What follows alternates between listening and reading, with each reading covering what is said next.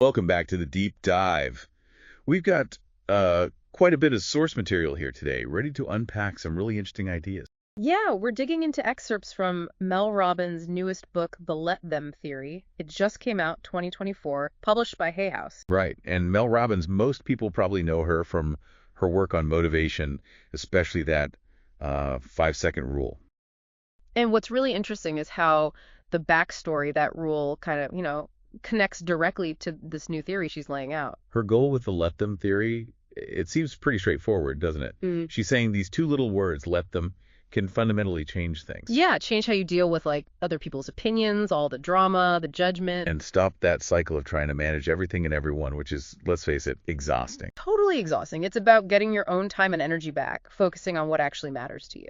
So our mission here is to pull out the key stuff from these excerpts, the insights, the theories behind it, the stories she tells.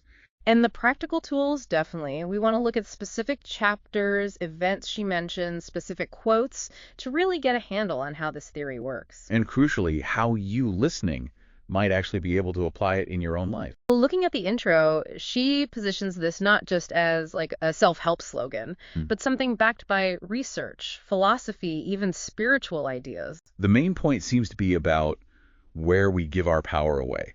Usually by trying to control things we just can't. Right, like what other adults are thinking or feeling or what they're going to do. You just can't control that. And this book is framed as a way to stop doing that, to bring that power back to yourself.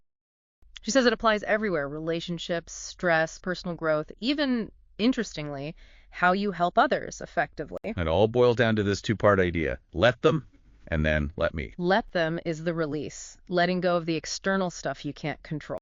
And let me is about focusing inward, taking charge of your own actions, your own reactions. Exactly. It empowers you to control what you can control.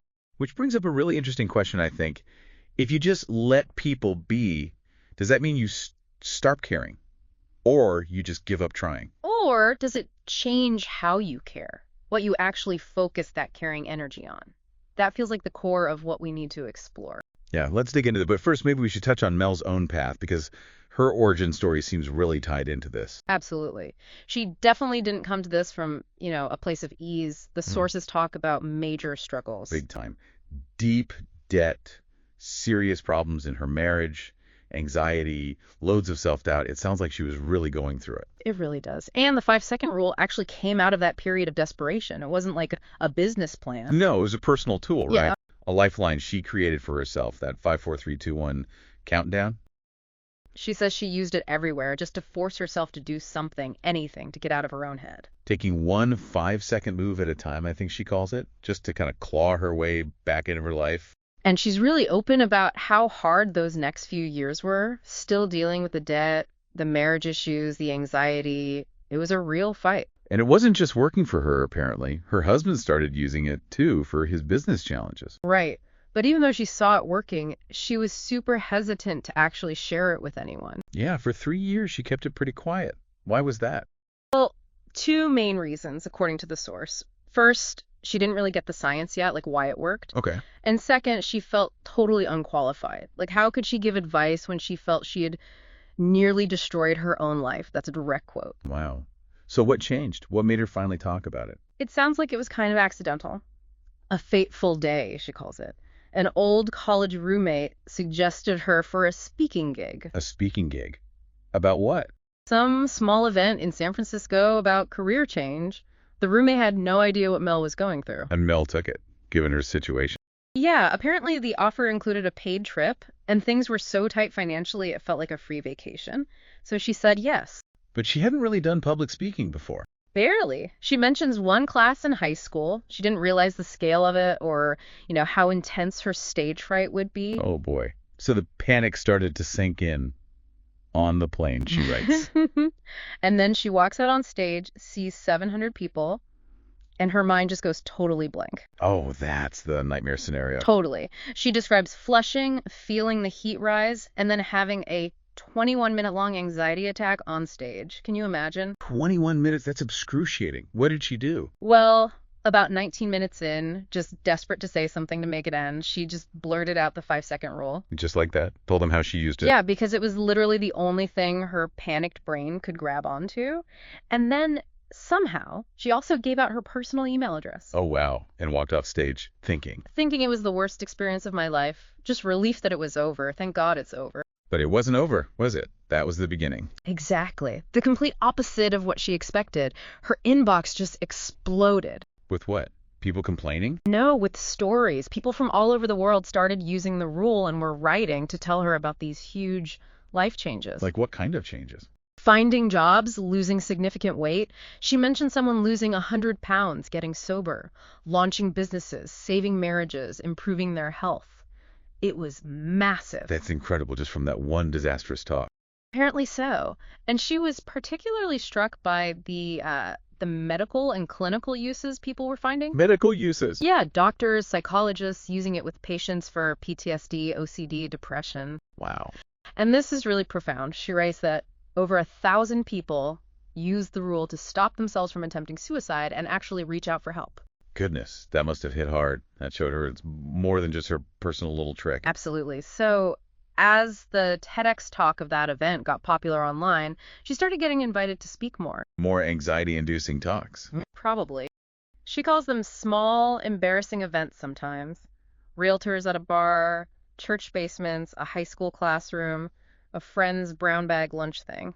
So, not exactly glamorous gigs at first. Not at all. She even admits sometimes breaking out in hives holding the microphone, and a lot of them weren't paid initially. And this was all happening while things were still really tough personally. Yeah, incredibly tough. Her husband had left his business, was dealing with depression, and they were still drowning in that $800,000 debt she mentions later. $800,000, wow. Mm-hmm. So Mel was working a full-time job just to keep the family afloat. They had 3 kids and then spending nights and weekends speaking and researching. Researching. Yeah, she basically says she was writing a dissertation on the science of motivation on the side to understand why the rule worked.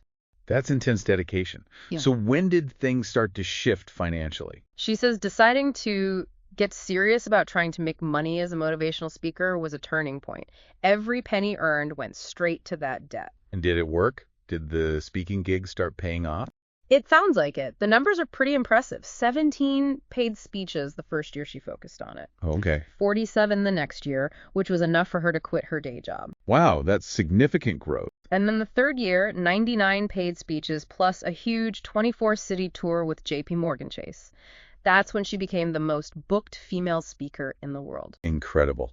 And she links that success directly back to the rule. Directly. Back to just forcing myself out of bed on those mornings I didn't feel like it. Pushing through the fear, the doubt, the overwhelm. About those small, consistent moves forward, as she puts it. Exactly. She was on the road constantly, 150 days a year, teaching the rule, while her husband handled things at home. And the word just kept spreading.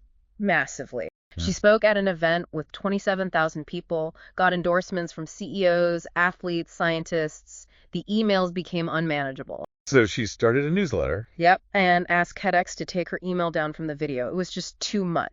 But she's really clear, isn't she, that this wasn't some overnight success story. Oh, crystal clear. She emphasizes, changing my life wasn't glamorous. It was grueling. No secrets, just hard work. Just being willing to do what most people won't, day after day, slowly chipping away at my goals for over a decade. A painstakingly slow process. Sometimes just aiming to be a little better than I was the day before. Precisely. And she insists she's not special or different or gifted or lucky. She found tools that worked, and she used them consistently. And now her focus is sharing those tools, like this new let them theory. Right. And the message for you, the listener, is really powerful. You have no idea what you're capable of. Action leads to results. It ties back to that idea that you'll never feel ready for big change. Never. One day you just get tired of your own excuses and force yourself to do it, whether it's the gym, that hard conversation, looking for a job. You just have to push past the feeling of not wanting. That action-oriented mindset really sets the foundation for the let them theory itself. So let's dive into chapter 1. The title is pretty direct. Stop wasting your life on things you can't control.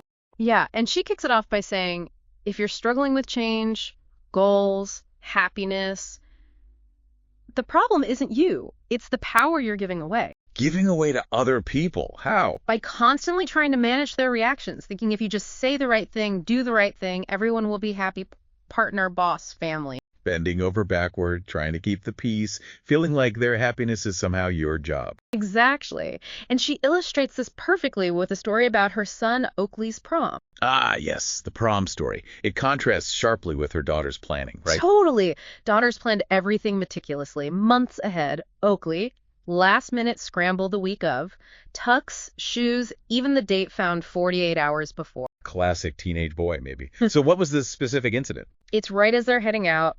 Mel made this lovely corsage. She grabs it, and Oakley's immediately like, Mom, she doesn't want a corsage. Don't bring that. Uh-oh, Mom trying to be helpful, maybe overstepping. Maybe. She insists on bringing it just in case. Oakley gets stressed, snaps a bit. Mom, please, I don't want you to bring it. Super awkward. Mel rolls her eyes at her daughter Kendall, looking for support. Kendall tries to smooth it over, offers to wear it herself. Kind of nice of her. Yeah, but then Mel notices Kendall's already wearing corsage she made, so now it's even more awkward. Oh, no. Kendall's rolling her eyes again. Dad's shifting uncomfortably. Mel wants to disappear. Oakley just shoves the extra corsage onto Kendall's other wrist to end the drama. Okay, so typical pre-prom family stress, then what? Then the heavens open. Seriously, a downpour. Heavy rain. And nobody, not the 20 kids in formal wear, not the parents has an umbrella or anything. Chaos. And the dinner plan reveal. Ah, yes. Turns out Oakley and friends decided on Amigos Taqueria, a tiny taco joint size of a shed, maybe 4 tables. For 20 kids. On prom night. With no reservation. Exactly. Mel's freaking out internally like, how the hell? The other parents are stunned. And this is where Kendall steps in. This is the moment. Yeah. Kendall grabs Mel's arm and says calmly but firmly, Mom, if Oakley and his friends want to go to a taco bar for pre-prom, let them. Boom. There it is. A core. The core phrase. Mm-hmm. Mel protests, they'll get soaked. His expensive new sneakers will be ruined. But Kendall holds firm. Absolutely. Let them get soaked, let them get ruined. And then the killer line, Mom, you're being annoying. Let them show up to prom in wet tuxedos and dresses. Let them go eat where they want. It's their prom, not yours. Just drop it. Wow. That's direct. Did Mel listen? She did. She took a breath, handed Oakley $40 for tacos. He grinned, hugged her. Thanks, Mom. And watched them run out into the rain. Yep. Running, splashing, ruining the sneakers. And Mel writes, in that moment, I didn't care. In fact, it was kind of cute. That's the shift, isn't it? The release of trying to control it. Exactly. She connects this urge to control back to what psychologists say it comes from fear. Fear of being left out, not like things falling apart if you don't manage them. So we hover over kids, try to influence partners, impose opinions. Right. And the dynamic without let them is that when someone does something you don't like, say friends plan a trip without you, an example she uses, your negative reaction, gives them the power. You feel inferior, jealous, left out. Like you're on the lower end of the seesaw. Precisely. But with let them, you accept it. You say it internally, let them go on the trip. And suddenly, you're free from that negativity. It's like you push off the seesaw and you go up. The power shifts back. And that creates mental space, which is where the second part comes in. Let me. Right. That space allows you to turn inward. What's my role here? What do I want to do? Like with the friends trip photos instead of stewing, she used that space. To realize she hadn't been making an effort either because of work, she understood why she wasn't included. So the let me became about taking responsibility for her own social life. Exactly. She lists specific actions. Let me stop expecting others to include me. Let me be more proactive. Let me invite people. Let me throw a party. Let me set better work boundaries. Let me prioritize friendship. Let me reach out. It's all about her taking action. Okay, but before we go too far, she does offer a couple of warnings, right? Yes. First, applying it to kids. She says it can apply, but carefully. The book focuses on adults, though there's guidance for kids in an appendix. And the second warning is key. Adult responsibility. Huge point. Your life, happiness, health, healing, friendships, boundaries, success as an adult, it's all yours. Your responsibility. No one is coming to rescue you or fix it. Stop blaming. Stop waiting for permission. Those days are over. It's a strong message. And this theory isn't just for big relationship dramas. It applies to small stuff, too. Oh, yeah. The parking lot example. Long line, slow cashier, beep, beep, beep. Feeling that irritation rise. Wanting to complain to the person behind her. She stops, uses let them internally, let them be slow, and she felt an immediate shift, a softening. It didn't change the line speed. Nope, But it changed her. It protected me, she says, from letting little things become big stressors. Getting worked up wouldn't help, just ruin her mood. Like the coughing guy in the plane example, too. Right. Annoyed, couldn't work, kept looking back. She links this to the brain's stress response. Survival mode kicks in, prefrontal cortex shuts down planning, patience gone. Exactly. Dr. Aditi Nurikar apparently explained this to her. Stress hijacks your higher brain functions. So, on the plane, she couldn't control the coughing. Nope. Only her response. Stress comes from focusing on what you can't control. Power comes from focusing on what you can. Who's responsible for her health? Her, not the stranger. So her job is to respond in a way that takes care of her needs. Put on headphones, maybe ask to move, or just accept it without letting it hijack her day. It applies to work, too. The example of Steve, the boss, stringing you along about a promotion you know you deserve. The advice is tough. Let them string you along. It's unfair, yes, but who is responsible for your career? You are. You're never stuck, even if it feels that way. Staying and fuming gives Steve the control. So the let me is, Focus on what you can control.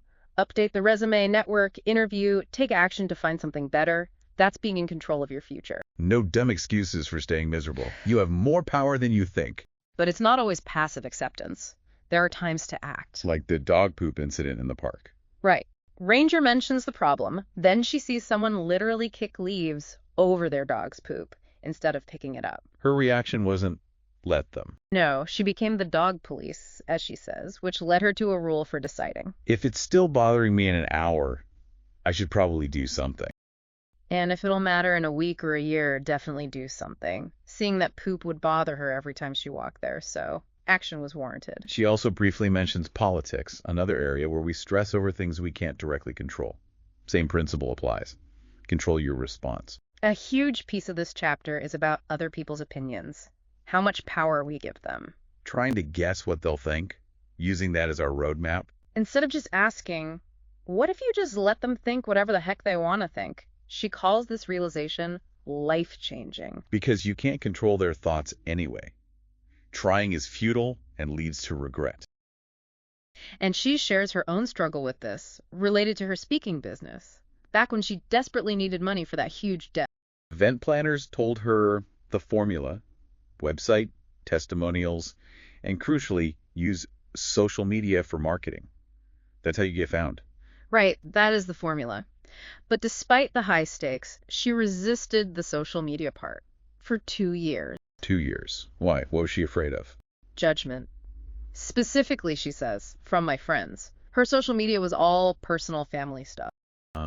She worried about changing the content, losing followers, friends, thinking, who does she think she is? Especially after her past struggles. Exactly. So she wasted enormous energy trying to craft the perfect post that wouldn't offend anyone, wrote hundreds of draft posts that never got published, deleted things if they didn't get enough likes. Total paralysis by fear of judgment. Which is exactly where let them comes in. Instead of worrying about their thoughts, focus on living a life that makes you proud. Let me do what I want to do with my one wild and precious life. That's the pivot. And realizing this is liberating, because constantly trying to manage others' perceived thoughts holds you back. It causes procrastination, self-doubt, perfectionism. It stops you from doing the work that actually moves you forward. It's also about finding balance, not being a doormat, but not being a bulldozer either. Like the weekend dilemma example. Mm-hmm. Friend's big birthday party 4 hours away, you can only stay one night. Versus visiting grandparents your mom expects you to see. You make the choice that feels right for you based on your values and energy, but someone will likely be disappointed. The friend might grumble, why bother coming for one night? Let her. And mom might lay on the guilt. Grandma was so disappointed, you need to change for lunch. The point isn't to avoid disappointment, because you can't always. The point is to make the choice that makes you feel good about yourself. Right. Go to the party because you want to be a good friend, not for the friend's approval. Visit family because you value that time, not out of guilt. Because someone will always be disappointed. Don't ever let it be you that's disappointed, and don't let guilt run the show. Family dynamics get special attention because they're often trickier. Family members have a stake in your happiness, she says. They show care by pushing, feel entitled to opinions because they think they know best. Or really, what feels best for them within the family system. Any change you make ripples through that system. Like divorce, changing traditions, different career paths, marrying someone different. Mm-hmm. And step-family dynamics are a huge shock to that system, especially hard on kids. So let them is crucial for step-parents. She calls it a game changer. As the adult, your job is to let them grieve. Let them see you as a threat. Let them feel their emotions. Let them have time alone with their parent. And the really hard one. If they don't have to like you, let them. It's not dismissing their feelings, it's recognizing they're grieving the family they lost, which is normal. Understanding that helps you focus on, let me. Let me be the wise, compassionate adult who doesn't take it personally. Right. Don't try to change their opinion. Give them the freedom to have it. So let them. And then let me choose how to respond. Your power is in your response. Introduces a tool here, frame of reference, learned from her friend Lisa Bilyeu. Yeah, Lisa Bilyeu, author, host, co-founder of Quest Nutrition. The idea is stepping into someone else's shoes. Mel uses her own marriage example. Her mom's reluctance when she married Chris 30 years ago because he was from the East Coast. At the time, Mel felt judged, unsupported. Now, using frame of reference, she sees it wasn't judgment, but her mom's grief and fear of losing her. So let them allows her to accept her mom's feelings, and frame of reference helps her understand why she felt that way. Exactly. It creates space for two things to be true at once, like mom was sad and she loved me, and that space is where love can exist. It detaches you from the emotion a bit. And the outcome of giving people this space. Often, over time, people change their opinions on their own. When you stop pushing and just show up authentically, they might come around. Ultimately, with family, step-family, it's your choice. Accept them as they are, or create distance. And just one person changing how they show up can change the whole family dynamic, and that person is you. So let them is acceptance, compassion, let me is defining the relationship you want based on your values, spending time out of love, not guilt, making effort, saying, I love you, I understand, I forgive you. So wrapping up chapter 1. The problem is giving away power trying to control others' opinions and actions. Truth. You can't. Trying causes stress. Solution. Use let them to detach from their negativity. Use let me to focus on your own opinion, aligning actions with your values. Live life proud of yourself, and others' opinions matter less. Okay, that makes a lot of sense. Now, Chapter 7 tackles something related but distinct. Other people's emotional reactions. The title is pretty bold, when grown-ups throw tantrums. It is. And the core idea is that we often let others' emotional outbursts or immaturity dictate our choices. And she says, flat out, adults can be just as emotional as kids. And it's not your job to manage their emotions. Not at all. If you let their immaturity run your life, avoiding conflict, walking on eggshells, you'll always come last in your own life. Like dealing with guilt trips, worrying about disappointing someone, tiptoeing around moods. It's draining. Hugely draining. Emotional maturity isn't automatic, it's a skill. And her therapist apparently said, most people you meet still act like an 8-year-old child when they don't get their way or feel uncomfortable. So let them. Gives you a way to respond without getting sucked in. Exactly. Respond with compassion, maybe, but also boundaries. Stop letting their tantrum control you. She gives the silent treatment as a classic example of this adult childlike behavior.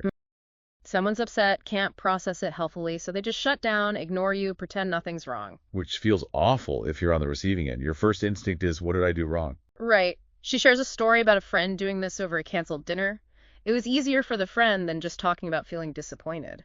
But the key insight is, it really has nothing to do with you. It's about their inability to handle their emotions, their past stuff, their coping mechanisms. So the solution is just let them. Let them. Anytime an adult acts like an 8-year-old child, let them. Apply it everywhere. Parents, partners, bosses, friends. It protects you. It's about seeing it as their pattern, their work to do, not your fault or your problem to fix. Exactly. But then she asks the hard question, but what if you're the problem? What if you're the one acting immaturely? Sulking, silent treatment, rage texts, playing the victim, snapping. Right. She brings in some science here. Emotions are just chemicals, a burst in the brain lasting maybe 6 seconds initially. And most emotions, research shows, rise and fall in about 90 seconds if you don't react and feel them. You feel them physically first: sweat, tight muscles, racing heart. And they feel stronger when you're tired, hungry, stressed, lonely. Knowing that helps manage your own reaction. Because you can't control the initial feeling, that automatic response. But you can control your behavior afterwards. Which is hard when making decisions that might hurt someone else. Intellectually, you know it's right, but emotionally. It feels wrong, so we often choose to hurt ourselves stay in the wrong job, the wrong relationship, rather than hurt someone else by making the necessary change. Like the groom wanting to call off the wedding, he knows, but the emotional fallout feels impossible. He's paralyzed. And she points out how even just reading that scenario makes us feel something: dread, tightness, anger. That's how powerful emotions are. Letting people down, breaking hearts, it's incredibly hard. One of the hardest things. The theory aims to give you strength to navigate that by focusing on your responsibility to yourself first. So, Chapter 7 summary. Problem is letting others' emotional immaturity control your life. Truth is, adults act like kids when upset, and it's not your job to manage them. Solution: let them to step back, protect yourself, and not get drawn into their spiral. Recognize it as their pattern. Okay, moving beyond specific chapters, there's a whole section dedicated to comparison, such a common struggle. Oh yeah, the core truth she lays out is everyone gets dealt a different hand. Staring at someone else's cards means you miss playing your own. Life isn't a game against others, she says, but with them, they can teach you. And yes, some people seem luckier, faster, have more support.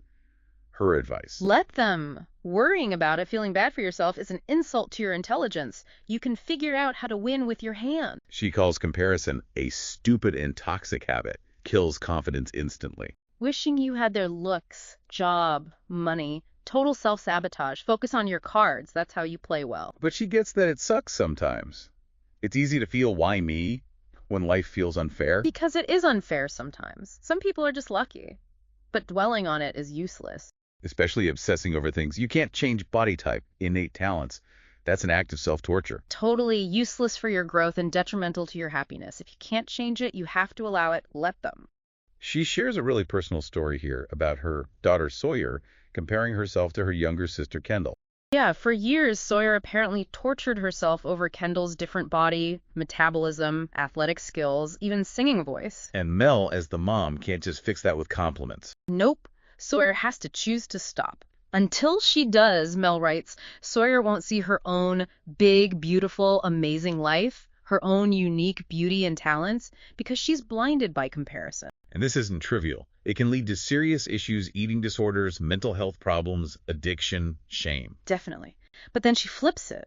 See, comparison is a teacher. How so? If someone has what you want. They didn't beat you to it. They're showing you what's possible, maybe even giving you a formula. Let them lead the way. Like her friend Molly, who was freaking out. Yes, spiraling because she saw someone in her neighborhood doing well on social media with interior design, something Molly had dreamed of but procrastinated on for 2 years. Ah, so the other person's success just highlighted Molly's inaction. Painful, but motivating. Exactly. Sometimes it takes that painful trigger. Other people show you parts of your future you can't see yet. That jealousy, it's a signal. Their success actually expands your possibility. So you flip jealousy into inspiration. Let them lead the way becomes your motivation. She tells another story about visiting a friend's amazing new house. She knew they deserved it, but felt insanely jealous and insecure. Like physically felt bad. Yeah, almost combusted. Felt like a horrible person for being jealous, pit in her stomach, trying to hide it. Then she snapped at Chris on the way home. What did Chris say? Something insightful. It sounds like this house is holding a mirror up to what you say you want. Why don't you like that you want it? Oh, so it wasn't about the friend or the house. It was about Mel's own fear of failure if she pursued her big goals. What if I don't get it? The house just showed her the gap between her desires and her fear-based inaction. The friend wasn't taking anything. She was showing what's possible. Right. So the encouragement is, you have potential. Don't limit yourself. Be honest about what you want. Take responsibility. Show up daily. Aim to be a little better. And eventually, you'll be living the life you were once jealous of. So summarizing comparison. Problem is self-torture through comparing, especially on unchangeables. Truth is, life isn't fair. Others might seem luckier. Solution, use let them to stop the torture. See others' success as teaching, as inspiration. Let them lead the way and turn that into action for your life. This ties really well into the next big area, adult relationships and friendships. Using let them here is about boundaries, strengthening bonds, letting go of managing people. She acknowledges the frustration, the loneliness many adults feel, but offers hope. The best relationships of your life are still ahead of you. The core idea for relationships seems to be releasing expectations and control. Exactly. The more you release your expectations, control, and the need to fix others, the more your relationships will flourish. Focus on your behavior. And she talks about why adult friendship is just harder than when we were kids. Yeah, back then it was almost automatic, right? School, activities, neighborhood, constant contact. Friendship was a group sport. Proximity was key. Now, as adults, there's the great scattering. Everyone's on different schedules, different paths. It takes real effort. She cites research 200 hours together to form a close friendship. That's a lot of time. And that statistic about work between 21 and 60, you spend more time with coworkers than friends and family combined. Wild, right? But if proximity is everything, why aren't you best buds with everyone at work? Timing, she says. Yeah. People are in different life stages. For example, friends who are 15 years old are now grandparents. Less in common now, even if they like each other. And energy shifts over time, too. People change. College roommates might not click the same way years later. It's normal, not necessarily a failure. But we often cling to friendships that are fading, afraid they'll vanish if we stop forcing it. Which leads into Chapter 12, why some friendships naturally fade. She shares a very personal story here. About her close friend group when her kids were young. Yeah. Young mom, 3 kids, same neighborhood, same school. Built this amazing community, constant plans. Felt like high school again, especially close with 2 couples. But then things changed. As kids got older, schedules diverged. The glue loosened. The group started doing things without Mel and Chris. How did she react? Not well, by her own admission. Wanted things to go back, felt bitter, cold, had this negative energy, said a demon took over, couldn't control it, acted like a complete bitch even though she didn't want to, threw tantrums at Chris in private. Oh, wow. That sounds painful. Looking back, she sees it clearly. Says she wouldn't have wanted herself at a barbecue either with that energy. Chris, interestingly, wasn't bothered, didn't take it personally. But she wouldn't shake it? Nope. The lesson learned was about flexibility. As proximity, timing, and energy shift, friendships change. It's usually not personal. Let them allow the shifts. But what happens when you do let them and you realize nobody's putting in effort anymore? That section title. I've let them, but now I have no friends. Yeah, that's the harsh reality sometimes. Let them reveals the one-sided relationships. You stop calling, they don't either. It's painful, but it's the truth. Before feeling sorry for yourself, though, she says look at the facts. Have people changed? Schedules diverged. Less proximity, different life chapters, energy shifted. Which sets up Chapter 13, How to Create the Best Friendships of Your Life. This starts with her own experience of moving at 54 and feeling utterly lonely. Right? New community, knew nobody her age, felt miserable.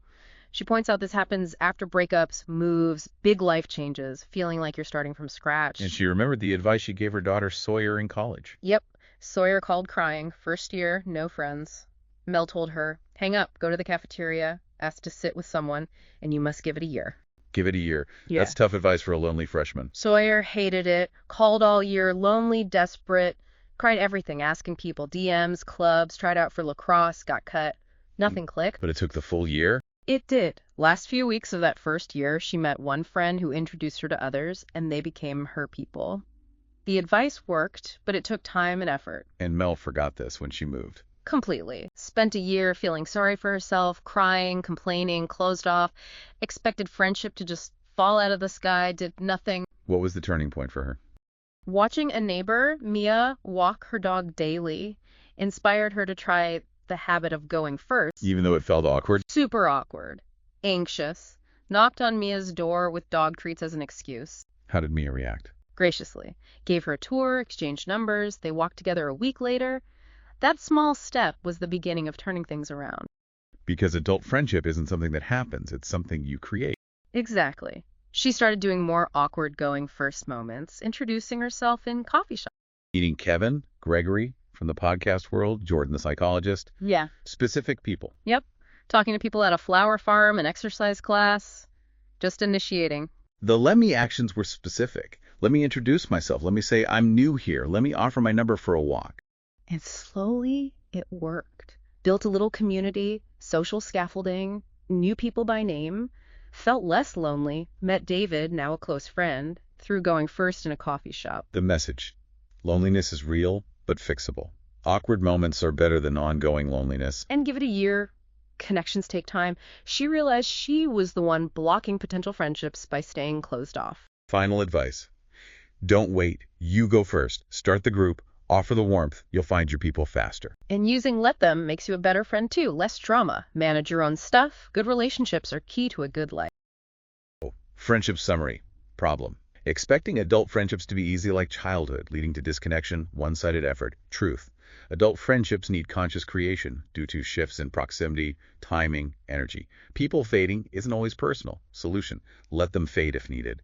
Let me take responsibility, go first, to create connections. Give it a year. Now, let's tackle that really common frustration. Wishing someone you love would change, especially for their own good, and they just won't. Right. The example of her friend wanting her husband to get healthier.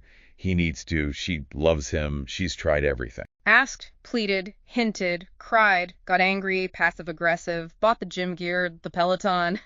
Wow. Specific list of failed attempts. But he won't budge. Classic dynamic. She's mad he won't change. He's annoyed. She nags. Sound familiar? She asks. Wanting the best for loved ones is normal. The problem is the approach. Nagging doesn't work. Why is change so hard? It seems obvious from the outside.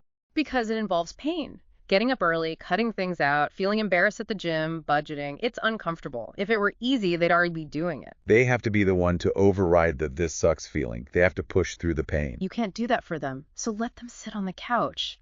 You can't force their internal motivation. And psychologically, pressure backfires. Massively. Truth. #3. Everyone thinks they're the exception. Brains tune out negativity. Dr. Shirat's research. Pressure gets filtered or resisted. Plus, your frustration seeing them stuck triggers your stress response. Right. Your amygdala fires up. You sigh. You judge. You're not feeling compassion for how hard change actually is for them.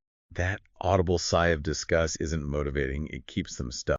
Creates a battle over control. Because control is a basic human survival instinct.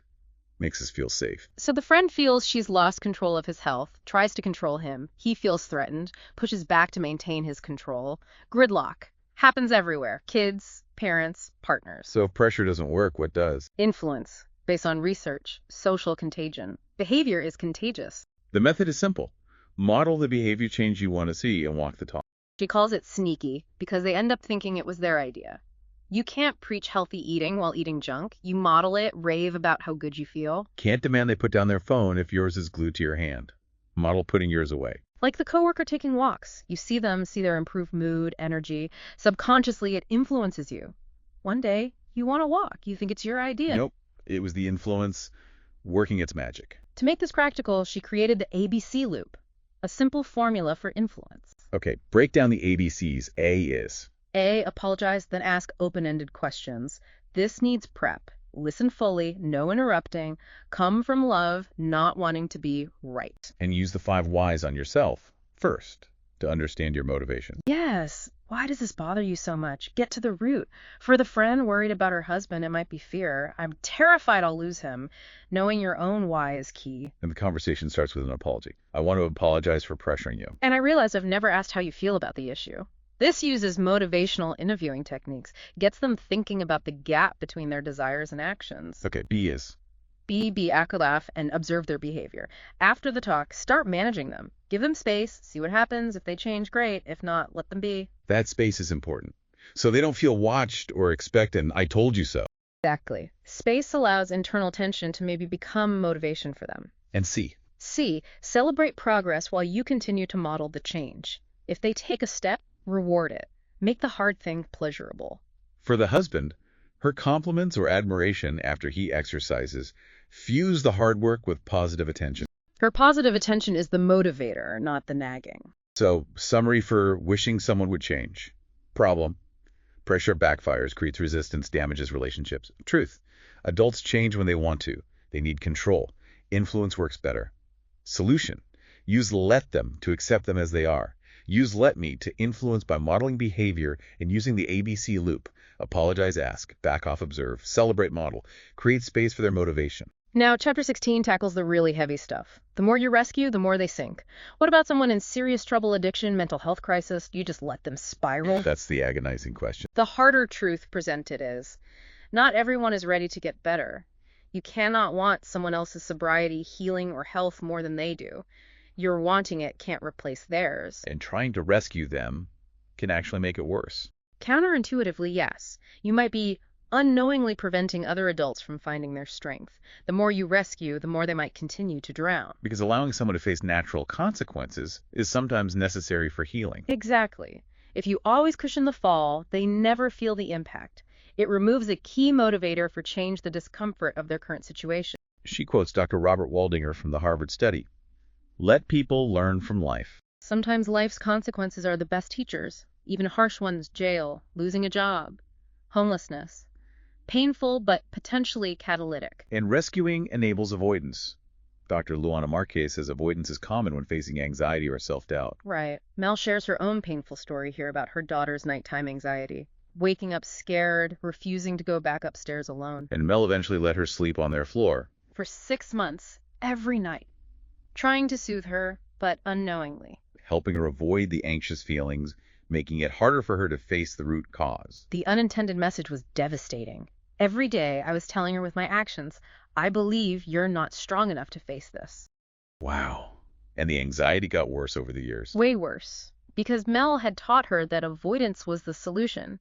The impulse to run became stronger. Until her husband Chris insisted they see a therapist. Who taught them strength comes from facing difficulty, not running. It didn't have to become a decade-long issue. You control your response, even if you can't control their anxiety. This applies to adult children struggling financially, too. The advice is tough. Very tough. Let them struggle. Let them violate the terms of your support, and then let me cut them off financially. Feels cruel, but sometimes removing the safety net is the necessary wake-up call. That's the argument. It's a hard use of your power, but might be the only thing left. Like in her own family's financial crisis, $800 arcade debt. Chris asked his brother for a loan. And his brother said no. Prolonged the agony, Mel says. But when the no came, Chris had no choice but to rescue himself. Rock bottom forces you to find your own resolve. Exactly. Saying no wasn't unsupportive. His brother listened, empathized, but refused the bailout, implicitly saying, I believe you can figure this out. So how do you support someone without rescuing? Be a beacon of hope. Stand by them, hold the light, believe in their ability to get better. Why is that belief so crucial? Because people avoid healing often because they don't believe they can face the pain. So let them borrow their belief from you. Feeling accepted, loved, and believed in helps them find their own strength. She uses her own postpartum depression experience as an example of good support. Severe PPD, couldn't be alone with the baby. And people helped without asking. Cousin cleaned, parents stayed, friend Joannie kept her company, in-laws planned outings, gently getting her out of the house. Loading her and the baby in the car, even when she was a zombie. They created an environment for my healing without asking, helped her step back into life. That's support, not rescue. Okay, summary for helping someone struggling. Problem. Rescuing enables avoidance, prevents people finding their strength. Truth. Adults get better when they're ready. You can't want it more than them. Consequences can motivate. Solution. Let them struggle or face consequences when needed. Let me be a supportive beacon, modeling belief in their capability. Don't enable, set boundaries. All right, final area. Love and romantic relationships. Using the theory here is about finding or creating that amazing love story. It's about distinguishing chasing love from choosing it, knowing who's worth commitment. And acknowledging dating is tough today. Can feel toxic, shallow, game-like. Feeling discouraged or insecure about being single is normal. Apps and social media can amplify this. What does dating require, according to her? Bravery. 2 kinds. Bravery to be yourself that puts you in control, and bravery to see clearly when someone just isn't interested. We give power away by making excuses for their lack of interest. Right. Dating needs clarity. Be very black and white when it comes to other people's behavior. Actions speak loudest. The let them examples for dating are blunt. Super blunt. Let them not text you back. Let them make promises when they are drunk. Let them leave abruptly. Let them confuse you. Send mixed signals. You must let their behavior be the clear message. Letting them behave badly is easy. The hard part is, let me see the truth. I am not a priority. And accept it. Stop choosing to chase people who clearly do not want to be with you. Their actions tell the story. She touches on what makes relationships work, implicitly referencing Gottman's research. Both people have to want it to work. Both have to be willing to do the work. And the issues shouldn't require sacrificing core dreams or values. She also acknowledges that painful feeling of being with a really good person who just isn't the right person for you. You can use the ABC loop in relationships too to try and influence change. Apply it with hope, but no let them means they ultimately decide if they'll change. And if you do the ABCs for, say, 3 months and nothing changes, That's the deal breaker decision. Their behavior is telling you they're not changing on this issue. Your power is in your response. Move to D and E. D. Decide if it's a deal breaker you can't live with. E, end or you're bitching about it, or E and D, the relationship. You have to choose one if it's not changing. If you stay, you choose them exactly as they are on that issue. Stop complaining. Her example is her marriage, and Chris's ADHD, not a deal breaker for them. Her job becomes acceptance and managing her reaction. It's about her, not him, at that point. What about fundamental compatibility issues? Where both people want it, try hard, but it still might not work. Like one partner gets a dream job in London, the other can't leave home family. Both heartbroken, neither changing their core need. Your partner is moving. Let them. Yeah. And now, let me make a choice. Am I willing to compromise everything? Sometimes the compromise is just too great. She brings in the Gottman statistic. 69% of relationship problems are perpetual problems, unresolvable. You manage them, you don't solve them. If you hit one you can't manage or accept, let them. Helps you face that reality. Then there's surviving heartbreak. It's brutal, Yeah. but you will get through it. She advises against the focus on loving yourself trope when you're heartbroken because you often hate yourself then. Right, let them doesn't make heartbreak easy. But there are strategies. Her therapist Anne's rule, no contact for 30 days. Why no contact? Any contact triggers old patterns, hinders the process of unlearning life with this person. Research suggests it takes at least 3 months to really start feeling better after grieving. Let me grieve. Let me cry. Let me resist reaching out. Let me be depressed. Allow the sadness. It's healthy. Then, when ready, research back steps. Feel feelings without judgment. Stop blaming yourself. You aren't broken, you're heartbroken. Remind yourself it wasn't right. Fill your calendar, distractions help. Pick a personal challenge, something to feel proud of. And keep asking. If you knew the love of your life was around the corner, how would you spend your time while single? Signals belief in the future, motivates present action. Okay, love and relationship summary. Problem. Dating is hard. We chase the unavailable, struggle with unresolvable issues. Truth. Behavior is the message. Choosing yourself is brave. Mutual effort is key. Heartbreak sucks, but is survivable. Solution. Let them show you who they are. Let me accept the truth. Choose wisely. Use ABC loop. Make deal-breaker decisions. D&E. Navigate heartbreak intentionally. Grieve, no contact, fill time, focus on self-pride and future hope. So that really covers the core ideas from these excerpts. Wrapping it all up, the central theme is this let them plus let me dynamic. Let them, freeing yourself from trying to control the uncontrollable other people, external events. And let me pivoting to take responsibility and control over yourself, your reaction, your choices, your life. I like the sky analogy she uses. You can't control the weather. The storms, the clouds, like external events, other people's stuff, unpredictable. But you can control how you navigate it. Carry an umbrella, dance in the rain, chase the sun. Your choice. The unpredictability, she suggests, is part of what makes life magnificent. And the core message is about taking responsibility for your happiness, how you show up, doing the work that matters to you. Defining what matters, telling your truth. Nobody owes you anything, but you owe yourself everything. Strong words. And it's not a magic wand. It won't be easy, she says. Applying this doesn't mean instant results. No false promises. But the real power kicks in the moment you shift focus to let me. That's when things become possible. The career, the relationship, the health, because they're now in your sphere of action. Right. It's an invitation, as she puts it near the end, welcoming you to your let me era. A call to action, really, to ask yourself, let me get started. Let me take a risk. Let me be honest about what I want. Let me apply for the dream job. Let me stop giving love to people who don't want me back. Let me create a life that makes me proud. So maybe the final thought for you listening is this. Thinking of everything we've unpacked, what's one thing, one person, one situation, one fear you've been trying desperately to control externally? Could you, starting today, choose to just let them and consciously decide what you will let me do with that reclaimed energy instead? Something to really consider. That's your deep dive into the let them theory. We hope it's giving you some valuable insights and maybe a new perspective to play with in your own life.